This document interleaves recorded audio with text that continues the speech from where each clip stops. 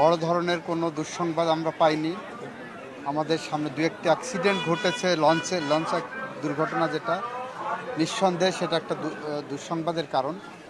তবে স্বাভাবিকভাবে আমরা অনুধাবন করছি চাঁদাবাজি কমছে, আইনশৃঙ্খলা নিয়ন্ত্রণে আছে এবং মানুষ এই মধ্যপ্রাচ্যে যুদ্ধের পরেও যে পরিমাণ টেনশন আমাদের মধ্যে আছে সেই তুলনায় আমরা শান্তিপূর্ণভাবে, আগেও যেরকম ছিলাম এখনও তেমনই।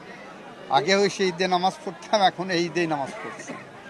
সুতরাং এখানে বার্তা একটাই, সেটা হলো এই দেশকে, এই রাষ্ট্রকে, এই সমাজকে ঠিক রাখতে হলে সমস্ত প্রকার দুর্বৃত্তায়ন থেকে দূরে থাকতে হবে।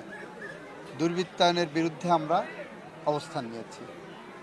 আমরা আইনের শাসন, ন্যায় বিচার এবং মানবাধিকার প্রতিষ্ঠার জন্য যে প্রত্যয় নিয়ে এসেছি সেটা